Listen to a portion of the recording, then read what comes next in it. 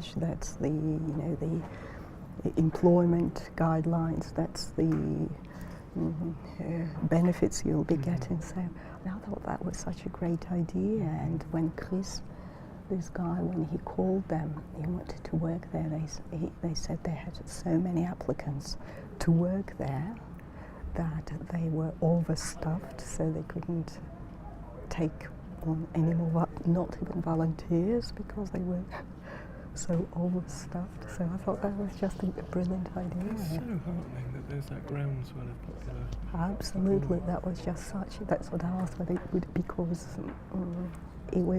it's very different from kind of the popular discourse. It's very different from here. And that was interesting. Just kind of in terms of education, in terms of adult education or teenage education in there. I thought that was good. Yeah. But what you've said is absolutely what I've come across in the literature as well. Engagement with some form of community activity, it doesn't matter what it is a good thing and gives you access to wider social networks. Absolutely. Hello everyone. So my name is Matt, I'm the Internationalisation Coordinator, and I put together a World Week programme. This part. The next going to be introduced in today's session is our Education Officer. So I'll shut up and let the next speak. Hi everyone, and thank you all for coming. So today we have 3 speakers, and we can just start, I guess. First is Natalia Skrandl, who is speaking on Soviet literary culture. Your necklace is clattering against the microphone. Talk is entitled Hairy Spiders, Blue Raccoons and Scrawny Leaves, the Beast Theory of Cold War Cartoons. I'm just taking off my elephant. The first thing is I've been told to take off my elephant, the necklace, because I want it to look beautiful, but it's interfering with the microphone. Right, and this will come up, right? The presentation, I'm going to be talking about, first of all, how much time do I have? Is it 12 minutes or 15 minutes? I can make it either 12 or 15. 12 to 15. Okay, right. 12 minutes, please. Okay, right. Started. Okay, right. So I'll try to make it short, right? You see, so let's late Stalinism. Stalin died in 1953, and I've been looking at the Soviet political cartoons and caricatures in Central Soviet newspapers in this period of about 8 years, 1945, the end of the Second World War, the beginning of the Cold War, until Stalin's death. Now, the thing about Stalinism is that we usually think of this as a very gloomy time, and there are good reasons for that. It is true. Lots of people died, many more people were arrested, many people perished during the war, but it is also true that it was a very merry time in the sense that there were cartoons, caricatures, comedies, everywhere. And the difference, one of the differences between Soviet newspapers of the time and Western newspapers of the time, even if without even knowing the language, you just look at them. You look at the first pages, you look at the political sections, the international sections. What you will see in Soviet newspapers is cartoons, caricatures. What you will see in the same pages of Western newspapers will be series of articles and portraits, photographs of leaders, of political leaders, whether Soviet or Western or no portraits in Soviet newspapers. There were some, but mostly not of Western leaders. This is very interesting. Now, this is a quotation from Rudolf Töpfer, who was a Swiss artist, the 19th century, one of the first theoreticians of caricature and cartoons. And he said that with its dual advantages of greater conciseness and greater relative clarity, the picture story is what we would today call a comic book, right? All things being equal, should squeeze out the other meaning normal books, real texts.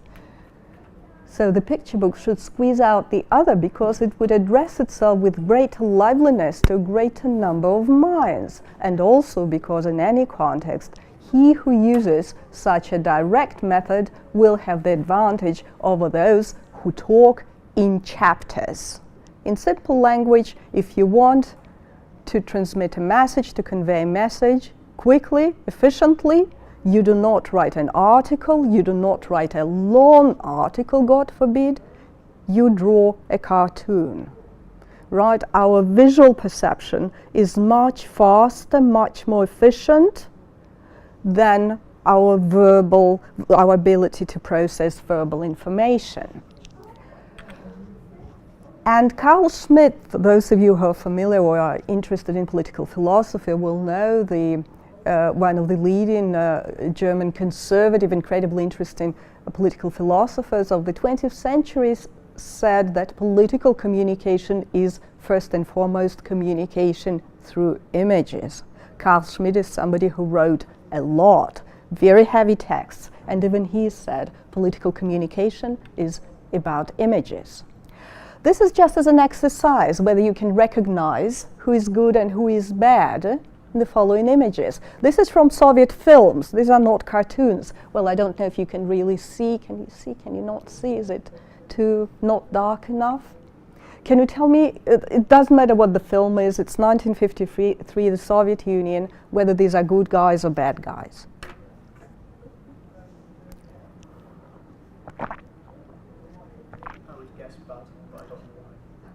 Bad, but okay, right. Anybody? Let's vote, bad or good, because we only have 12 minutes. Every second of hesitation costs us a lot of... bad. Anybody for good? Anybody volunteers for good, guys? They're bad. They're bad. Of course they're bad. The reason they're bad is, well, again, I do apologize, it's too light here, but you cannot see. He's wearing a hat. That's very bad. This one has a cigar. No way a positive hero in a Soviet film of the time would be smoking a cigar. He has very, very fat, short and fat fingers, and he's even wearing a ring. And look at him, the pose, like he's sitting there like this, right? All spread out. No, he's not focused, he's not concentrated, he's not driven by an idea. And none of them is handsome. Good or bad? Good? Let's vote. Good? Yes? Good. They're good. The woman is beautiful, the man is handsome. He's not wearing a hat. They have no unattractive physical features, not that we can spot here. She's modest, she's looking down, he's looking at her, but not in a kind of, offensive way. So yes, it all works, good or bad. You don't even have to think, you just look at the hair, is just so obvious, you don't, maybe if it were darker. Why is he wearing red, this person? He's a cardinal, he's a cardinal. That's it, that's all you need to know. A cardinal cannot be good. And she's dressed in black. She's dressed in black and she's thin and she has jewelry. See, she has jewelry. This is very bad. All of this, and he looks like a little snake or like a spider with his little pointy fingers. Very bad. And these, of course, again, I do apologize. You cannot see the portrait of Comrade Stalin, but you see these are all comrades, no jewelry, nice suits, very kind of modest, subdued. They're not spread out. My point is that without knowing not only a single word of the language, but a single letter of the alphabet, without knowing what the films are about, without knowing the context, the historical background, the idea is that people would be able to immediately identify what, on which side they should be. And here is the Bible. Of course, as one does, usually, make the transition naturally from Soviet Stalinist cinema to the Bible, the book of Revelation. And he opened the bottomless pit, and there rose a smoke out of the pit as the smoke of a great furnace. And the sun and the air were darkened by reason of the smoke of the pit. And out of the smoke locusts came down on the earth and were given power like that of scorpions of the earth. And it was commanded them that they should not hurt the grass of the earth, neither any green thing, neither any tree, but only those men which have not the seal of God in their foreheads. Right? These are the angels of the apocalypse coming, the end of the world. And what they do is they release locusts and scorpions and other insects. And the insects are instructed not to harm plants as they normally would, but only people who were not believers when they were alive. Now, between the book of Revelation and the Soviet Union under Stalin, there are quite a few differences, as you know. Right, it's not the same thing. Still, I called my talk Hairy Spiders and something else because hairy spiders and the other images, insects among other things, were very, very popular images in Soviet cartoons satirizing Western political leaders. The question is why? Without even before looking at any of the images, do you have any ideas why insects, why spiders, locusts, scorpions? What is it about them that makes them appropriate images for both this and Soviet cartoons? It seems very primal, kind of tapping into a very ancient Absolutely. sense of fear. Absolutely, absolutely. You know, I read somewhere that the one sound that all human beings, regardless of where we live, which culture we come from, what language we speak, that all of us perceive as the one source of fear that is absolutely primal and universal is the hissing sound, right? Especially if it's dark and we hear this. Try doing this to somebody, you'll be impressed with the reaction. It's because as people living in the caves, right, the one thing that we always had to be afraid of was something that we couldn't see, but it would be lethal if it could bite us. Snakes, scorpions, all those insects, little bugs, right? So that's absolutely primal. And I don't think there are many people here who would be keeping little bugs as pets, right? Cats and dogs, I hope, yes, but not that. So that's really not a primal negative image. Look at these beautiful bugs. These are Americans, you can see, wearing hats, so they are capitalists.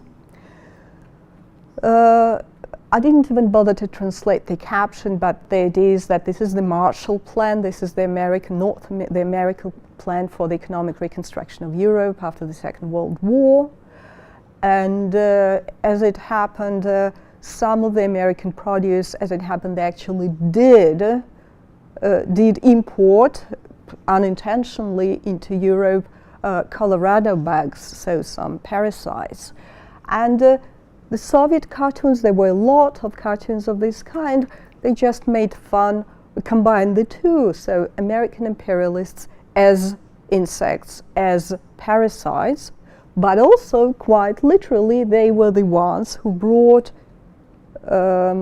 lethal parasites with them into Europe, quite literally. Potatoes and cucumbers and crops from America brought with them unpleasant things. That's George Marshall himself as a spider. Again, these are just examples. There were hundreds, if not thousands, of such images day in, day out, in every single newspaper, international news. This is Uncle Sam giving birth to a rat, which is half rat, half snake. This is again, this speaks, as we said, to our absolutely primal fears. But if you think about whether, or if we try to judge in terms of the quality all these caricatures, if we try to decide whether they are good or bad, we have to say they're not just good, they were excellent. They were very, very good. Not only because they were efficient, as it turned out in terms of the propaganda, but also because they did what the cartoons were supposed to do, any caricature is supposed to do. It's supposed to combine the metaphorical and the literal in a way that will make things appear ridiculous. That is, as we said, the Americans, metaphorically, they were presented as parasites and bugs and the insects, but also literally, they did bring with them the bugs into Europe. And this is a parody of Uncle Sam in Korea during the war in Korea in the early 50s. And they did actually employ biological warfare and made use of rats. I'm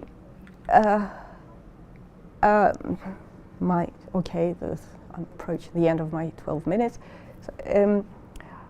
This is an American general whose name I forgot, doesn't matter, I'm very bad with names. The point is that now, as I said, one of the difference between Western newspapers and Soviet newspapers of the time was that while in Western newspapers you would have actual photographs of leaders, political leaders, in Soviet newspapers you would only have this. Now imagine if you've been exposed to this for every day, for a year, I don't know, 12 months, right? 365 days. 3 to 5 cartoons of this kind every day, that makes over 1,000. The thing is that people, whether they wanted it or not, and this is not a joke, did expect, even though they knew rationally that could not possibly be the case, but subconsciously people did end up believing that those on the other side of the border looked a bit like that. Imagine no travel, right, no open travel, no television. Yet, or in very few homes. And you do end up thinking of the people on the other side of the border looking like this. These are lots of very popular montage kind of caricatures of, you'll be pleased to know, a lot of British politicians as dogs and apes.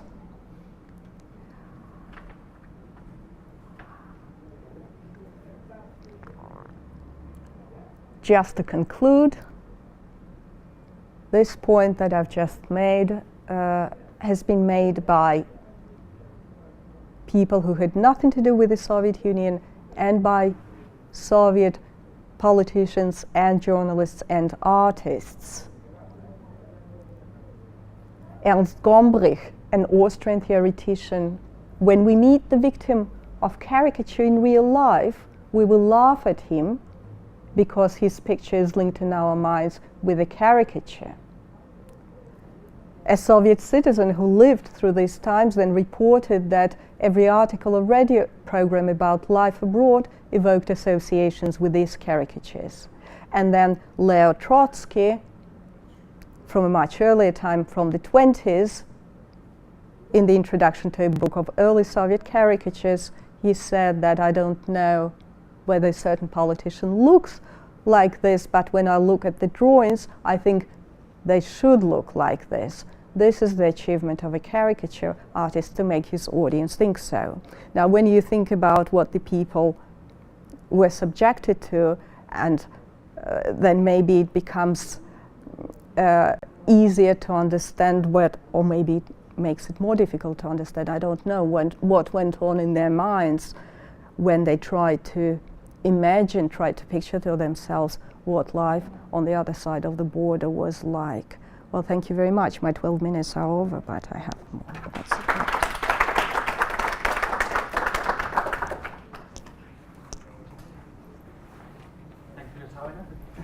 Now we have our second speaker. Just do a quick for you. Will be Tim Herrick from the Education School, talking about changing lives, asylum seekers in higher education. Thanks, Vinesh. I should got just it? get mic'd up. How do you want me? Just a second, I have to flip it around. Do we have the answer? So Dan's going to be Tim.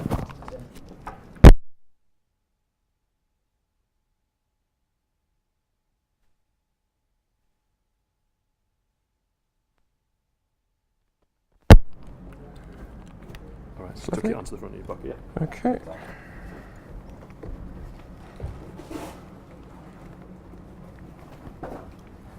Right. Thank you. Is that coming across okay? Yeah. Okay, excellent. Thank you very much. Thank you for inviting me to talk today. It's absolutely fine. I'm glad Natalia's gone first because she did something that was fun and kind of visual and showed you lots of nice things. I'm going to shout at you for 12 minutes and tell you how terrible the world is and how we can make it a better place. So I'm sorry if I come across as kind of a bit self-righteous. It is, I think, an important issue, this whole question of asylum seekers, migrants, displaced people, and the things that can happen through education with the lives of these individuals. So I've got a bunch of slides. I may not get through all of them. I hope they'll be able to be circulated afterwards in some way, not least because there's some references at the end where if you're interested in the academic literature around asylum seekers, higher education, then there might be some useful stuff for you in the very final slide. But I'll start with a slightly odd question, which I woke up with early one morning. Maybe the farmers got it wrong. Because as I understand it, one of the conventional narratives of the evolution of human society is that about 12,000 years ago, human beings stopped being hunter-gatherers migrating across wherever they were migrating and started settling down into agrarian society and started farming. And that, one argument goes, has led us down a whole line where to be human is to be based in one particular place and to have a static existence there. Now, there would be anthropologists, there are historians of ancient human culture who say, well, that's only one version of being human. Maybe there are other versions of being human that are much more migratory, where there are better connections between being in a certain place and being at a certain time. Because a lot of the anxiety, a lot of the pressure that comes from notions of displaced people, migrants, refugees, whatever it might be, comes from this fundamental sense, again, maybe a primal sense, these people are out of place. They should be somewhere else, but in fact they're over here. And the question I'd want to start with was, what happens if we don't think like that? What happens if we think about people moving around in much more fluid ways? They might be out of one place, but they are still in another place. I've noticed this about place. It's awfully persistent. Wherever you are, you're still somewhere, and you can still do stuff in that place. And that stuff can still do stuff, that place can still do stuff to you. So if we start thinking about places slightly more fluid and slightly more complicated than just belonging there, not belonging here, then kind of it opens up new possibilities. And I'd say one of the terms that's sometimes used in this arena is displaced people. Displaced people. So people that are out of place in some way. But maybe it's better to think about that as people who have a dual relationship to places. They have a place where they come from, they have a place where they are, quite possibly they have even ideas about places where they're going. And they can have all of those identities simultaneously and all of those feelings and responsibilities and attachments in different ways. And it can be a much more complex thing about rather than just belonging in one place or another. The other aspect of the language here, there'll be people in the room who know much more about this than I do, but there are legal terms pertaining to each of those different categories. A migrant is someone who moves from one country to another, whether legally, illegally, whatever it might be. A refugee is someone who is granted refugee status. I'm talking about the UK. Granted refugee status in the UK, which nowadays is most often for a discretionary period, a fixed period of time, 5 years, 7 years, whatever it might be. So they're the refugees, the ones who've crossed the barrier, who are now have some rights pertaining to citizens of the UK. Asylum seekers are people in the process of claiming refugee status. Now you'd hope and you'd expect that process of being an asylum seeker should get turned around pretty quickly. Unfortunately it's not. It can be a very protracted process. You can be in a legal limbo for a matter of years, most likely months, but it can go up to years where your status is still being determined. And there are pretty good obvious reasons for this. If you are coming to this country without the documentation such as passports or other proofs of identity that you might expect, it takes a little bit longer for the administrative, the legal system to process who you are, where you're coming from, even to the fundamental things like how old you might be. So there are reasons for this. But in the UK, there have been certain changes that have protracted that asylum seeking process and made it, to use a deliberately emotional term, made it a more miserable process as well. We are the only country where people seeking asylum can be forcibly detained against their will without criminal charges being brought. Isn't that a horrible thing? We can lock somebody up for no other reason than the fact they're an asylum seeker. So there are detention centres that exist for asylum seekers. This government and the coalition government before it and the Labour government before that used destitution as a means of managing asylum seeking claims, which means basically they don't give you any money. So either you stick around on whatever support you can find or you leave. Again, isn't that a horrible thing to do to other human beings? Say we're going to give you so little money that we know you cannot survive. We'll throw you into a situation where you are essentially homeless, where you have no money for food or any other kind of sustenance, and we will do that until such point that you leave, or we process your asylum claim. But as I say, that can be a very protracted process, and it could be argued a very subjective and not necessarily fair process. There are all kinds of things about asylum seeking that I could throw in at this point, because there's a lot of popular conceptions about the number of asylum seekers the UK has. I've got a whole other bunch of stuff about that. I won't go into it in detail. I will just say, to do the hard fact, the UK receives 4% of EU claims for asylum. 4% EU claims for asylum, the majority of which are refused. There is no tide of migrants knocking on our door. Don't believe the Daily Mail. They're not going to come here and steal your wives and take over your schools. It's just, looking at a map, I do often wonder whether people at Daily Mail genuinely look at maps. Britain is an island quite a long way from other places, subjectively speaking, certainly the places where asylum seekers are coming up through Europe. There is not this massive immigration waiting to happen. That is a myth that is perpetuated because, as I say, partly because of this fear about people out of place and protecting the standards that some people in this country have access to. As I say, I'm getting ranty now, so I shall move on and talk a little bit more about higher education and the role that education can play in the lives of people seeking asylum. Because you might be wondering, well, you've got all these fundamental needs that need to be addressed first: food, housing, security, all that kind of stuff. Absolutely, those needs should be addressed. I would hope that in any civilised state we should be able to meet those needs without too much difficulty. So why bother about education? Well, there's a number of arguments I'd put forward here, but the first one would be, it says something about the humanity of the people who are coming here to seek asylum. These are people with skills, aspirations, desire for a better life. If we start thinking about those people as people who could benefit from education or who can engage in education in some way, then immediately we transform them from being a drain on society and these vulnerable people that we need to help to people that we can work with, that can bring something to the country, that can bring something to the economic and social development of the UK. So it's a fundamental shift again in terms of how we think about the people who are seeking asylum in this country. There's other reasons as well. Asylum seekers tend to be younger, tend to be male. So if you kind of break it down by proportions, slightly more men than women, slightly heavier preponderance of younger people. Very good demographic reasons for that. If you've got a family, you are or you're less likely to uproot the entire family and take them overseas in a period of time where you may not be able to move legally, you may not be able to move safely. So fairly straightforward reasons for those prejudices. There is some evidence that they tend to have, at least in the UK, secondary level equivalent qualifications already. So there is a history of education. Again, if you've got the aspirations, if you've got the resilience, if you've got the chutzpah to move yourself and potentially people around you to the UK, then quite possibly you've got a history of involvement in education. That can be picked up in this country, and we can work with that in some way or another. I might say more about that stuff later.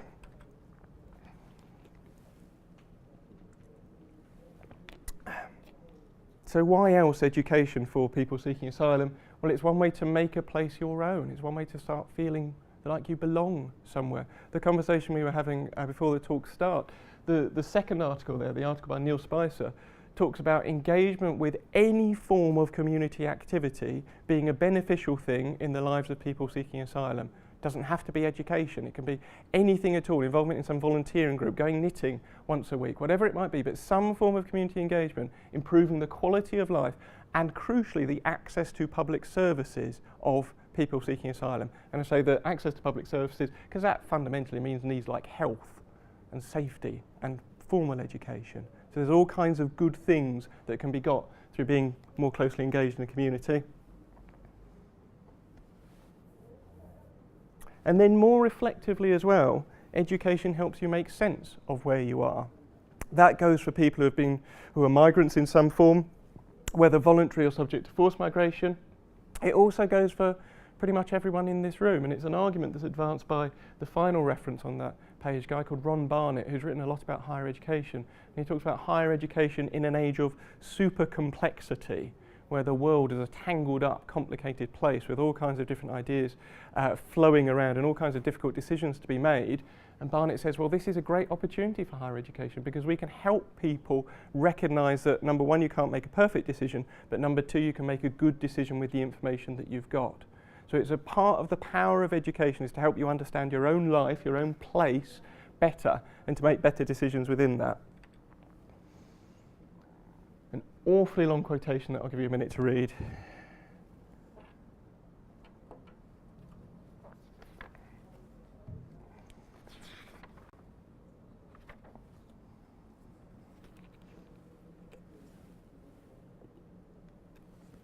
And this is taken from an article written by Linda Morris, who's written a lot about asylum seekers' higher education. And there's quite a few points wrapped up in the quotation that I won't unpick throughout. But the main argument that she's making is that higher education, in her instance, but you could substitute that for other sectors of education, help asylum seekers develop a new sense of identity. Rather than being labelled as a refugee or asylum seeker or person in need, they can be a student, a learner in some formal context. And that's a good thing. As she goes on to say, or as the argument advances there, it's not a straightforward thing. You are never entirely without that sense of displacement or being defined under a certain legal category. The asylum seeking process, as well as taking a long time, occupies a great deal of time. There is a lot of legwork that needs to be done by the asylum claimant and by the people around them, often in a legal capacity or voluntary legal capacity.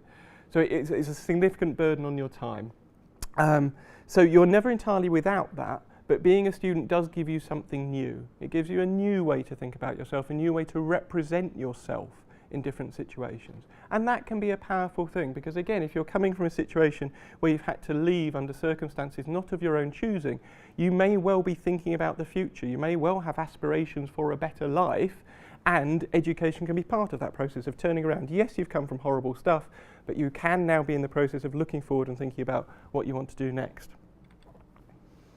Why else should we be bothered about this? Again, I'm stuck on the farming. Not all goods are cattle. I'm thinking here of the arguments of Iris Marion Young, who's a political philosopher, and she says that most theories of justice talk about distributive justice, that there's a certain number of good things in society, and if we divide those things equally, then we'll have a just society. And Iris Marion Young says, but not everything that's good is a thing. When you're talking about goods, you're talking about money, you're talking about possessions, you're talking about having. There are things that are good in society that are much more about being, about doing, how people treat you, how you treat other people. You can't boil those down to a cash equivalent. They're much more intangible. So Iris Marion Young talks about relational justice instead. She talks about the need to attend to relational justice by fundamentally creating societies where we engage with each other in more democratic and open and fair ways. And I don't know about you, but when I'm working with students, I'd much rather think about them being and doing things within their academic discipline, not about having certain books or certain, whatever it might be, material resources. It's about who they are. So I think education can be transformative in that relational justice aspect as well. I won't go through these because I think, pretty much on my 12 minutes. But I'm very happy to respond to emails and say any more about any of these. The last one is a slightly trenchant point. One of the other things I do is look at learning and teaching in higher education. So I've been very interested in the green paper that came out a week and a half ago that was talking about the economic value of higher education and ways to measure teaching and all the rest of it. And it's actually been really pleasing to see the Students' Union response and the Vice-Chancellor's response saying we cannot boil down education to a series of metrics and a series of kind of political gestures. So that's what I mean by the political independence that universities in this country still have. We can still say we accept things like the teaching excellence framework are going to happen, but we can position ourselves within that in a more critical way. As higher education institutions, we can do that. We should be doing that. There's all kinds of different ways to get involved. Again, when the slides come around, you can follow through some links about it, Student Unions campaign and various other bits and pieces. The fourth one is actually really quite important. If you hear people talking at a bus stop, or if you're in a taxi or whatever it might be, and they're making sweeping claims about asylum seekers, refugees, at least have the courage to say, where's your evidence for that? And you can find the evidence yourself through all of the links there, but places like the Refugee Council as well will provide you with all kinds of useful information. And just keep on thinking about the complexity of the world we live in. I had my lunch before I came here, and I was looking at the there you go. I was looking at the transparent lid. You know, kind of part of my lunch was green beans that came from Kenya. My trousers come from Indonesia. My iPod, which I love more than my life, was made in China. I've got friends all over the world. I teach students from all over the world. The world is a complicated and tangled place. And if we are going to enjoy the benefits of that, then we also need to be aware of what might initially be framed as the costs of this notion of displaced people. So my last proper slide is a beautiful map which shows migration flows around the UK. Yellow is immigration flows in, purple is emigration flows out. And the data's a few years old, but I think basically the same patterns pertain. Yes, people are coming here, but we are also spreading out all over the world. My goodness me, if we did a historical map of where the British people had been, that would look rather different. So the world is a complicated and tangled place. Higher education can help make sense of it for all of us here, and it can also help make sense of it for people who are coming to the UK under whatever circumstances. So, thank you very much.